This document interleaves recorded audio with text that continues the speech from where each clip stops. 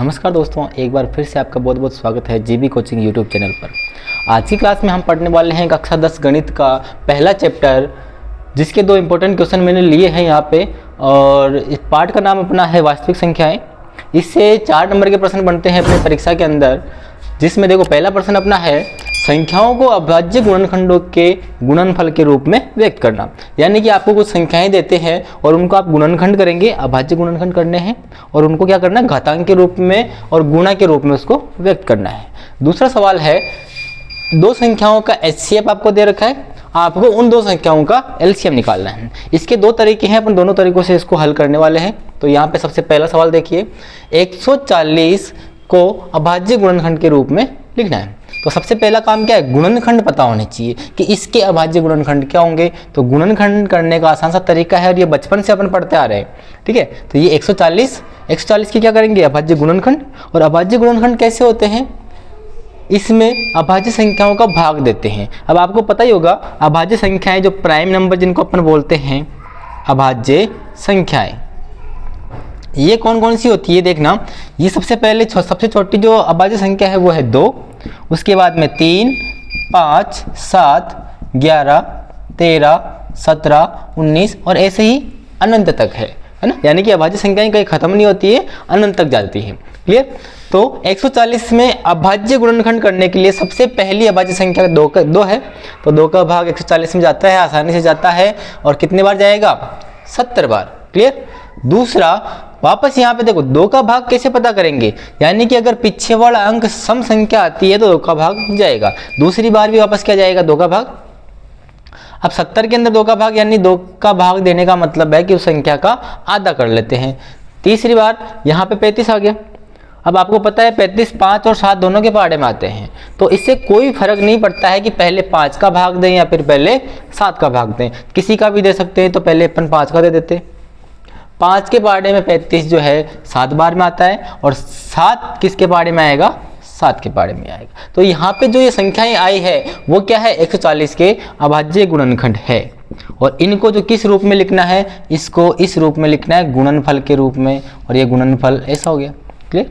इसको थोड़ा और तरीके से लिखना चाहे तो इसको लिख सकते हैं, यहाँ पे 2 मल्टीप्लाई है 2 बार, यानी कि 2 की घात 2 गुणा 5 गुणा 7। आपको ये काम करना है, आसान सा काम है। दूसरा सवाल है अपने 5005 को अभाज्य गुणनखंड के रूप में। तो ये 5005 आपको दिख रहा होगा, पीछे 5 है, इकाई अंक में क्या है, 5 है। तो 2 का भाग तो जाएगा नहीं। 3 का भाग पता करने के लिए क्या करना होता है, सभी अंकों को प्लस करके वो देख लो कि 3 के पहाड़े में आता कि नहीं आता है। तो 5 और 5 10 होते हैं, 10 3 के पहाड़े में नहीं आता, यानी कि 3 के पहाड़े में भी ये नहीं आएगा। 5 जिसके इकाई का अंक 0 और 5 होता है वो 5 के पहाड़े में आता है, ठीक है। तो यहाँ पे किसका भाग दे देंगे अपन, 5 का। 5 के अंदर 5 का भाग एक बार, फिर 0 का 0, 0 का 0, और फिर 5 के अंदर वापस 1001 में किसका भाग जाएगा, 5 का नहीं जा रहा। अब आगे किसका देंगे, 7 का। इसमें 7 का जाने वाला है। 7 के पहाड़े में ये कितने बार में आएगा, 1 बार में, 4 बार में और 3 बार में, यानी कि 143 बार में। इसके बाद 7 के बाद में वापस 7 का नहीं जाने वाला, किसका देंगे, 11 का देंगे। 11 के पहाड़े में ये आएगा 11 एकम 11 और 3, यानी कि 13 बार में आएगा। और 13 किसके पहाड़े में आते हैं, केवल 13 के, क्योंकि 13 एक अभाज्य संख्या है, प्राइम नंबर है। प्राइम नंबर हमेशा प्राइम नंबर से ही डिवाइडेबल होता है। क्लियर। तो यहाँ से जो 5000 के जो गुणनखंड आए 5005 के, वो क्या क्या आए, 5, 7, 11 और 13। प्रत्येक नंबर एक एक बार आया है, यानी कि इसमें घातांक की कोई समस्या नहीं है, ठीक है। तो इसका जो आंसर है बहुत आसान सा है, 5 गुणा 7 गुणा 11 गुणा 13। समझ में आया। इसके बाद जो अपना जो सेकंड सवाल है वो क्या है, HCF 306 और 657। यानी कि जो सवाल है वो समझना कि दो संख्याएं हैं 306 और 657, दोनों का जो HCF है वो क्या है, 9 दे रखा है। आपको क्या करना है, 306 और 657 का LCM ज्ञात करना है। HCF दे रखा है, दो संख्या दे रखी है और LCM ज्ञात करना है। इसका एक आसान सा सूत्र है आपकी किताब में कि दो संख्याओं का गुणनफल कोई भी दो संख्याएं होती है उनका गुणा हमेशा उन संख्याओं के HCF गुणा LCM यानी कि उन दोनों के LCM और HCF के गुणनफल के बराबर होता है। यहाँ पे दो संख्याएं कौन कौन सी है, 306 और 657। ये दो संख्याएं हमें मिल रखी है। और क्या दे रखा है इसने, HCF 9 है। आपको क्या ज्ञात करना है, LCM ज्ञात करना है।